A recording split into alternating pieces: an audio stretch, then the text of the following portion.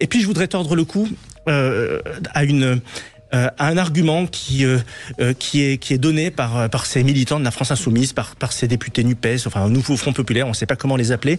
Ils vous disent, bon voilà, il faut par exemple réaugmenter l'impôt sur les sociétés. Mais c'est valable avec tout, l'impôt sur la fortune, sur le revenu, etc. Et en fait, ces gens-là ne maîtrisent pas un truc que vous connaissez tous ici, qui s'appelle la courbe de l'affaire. Trop d'impôts tue l'impôt. Mais c'est valable dans les deux sens. Emmanuel Macron a diminué l'impôt sur les sociétés de 33 à 25%. Eh bien, figurez-vous que les recettes de l'impôt sur les sociétés entre 2017 et 2022 ont augmenté.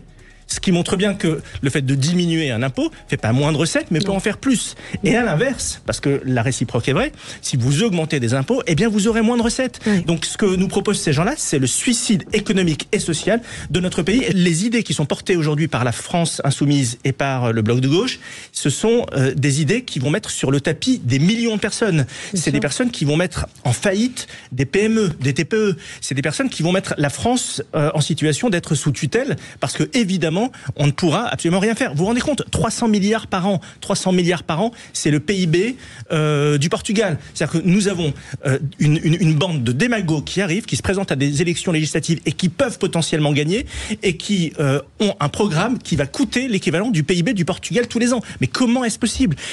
Enfin, nous sommes déjà dans une situation, en termes de finances publiques, absolument lamentable, catastrophique, très inquiétante. Et bien voilà qu'on va en rajouter une couche. Comment peut-on imaginer, et en plus de ça, je vais vous donner un exemple. Parce que cette haine contre les riches, cette haine contre les patrons, voyez-vous, moi, hier, j'ai dîné avec des capitaines d'industrie, et trois d'entre eux, qui sont dans le top 500 des fortunes de Challenge, 3 d'entre eux vont quitter la France. Ou en tout cas se préparent à quitter la France. Quel que soit le résultat de l'élection, ou ils ont peur dans l'hypothèse où le bloc central n'est pas reconduit. Alors, les personnes qui m'écoutent pourront sans doute se dire, de manière un peu cynique, qu'ils s'en aillent. Mais personne ne peut se résoudre à l'idée qu'on quitte la France pour de mauvaises raisons. Personne ne peut se résoudre à l'idée que ceux qui créent de la richesse, que ceux qui entreprennent, que ceux qui contribuent à faire en sorte que notre pays entre dans une certaine forme de prospérité quittent la France. C'est pas possible, c'est intolérable.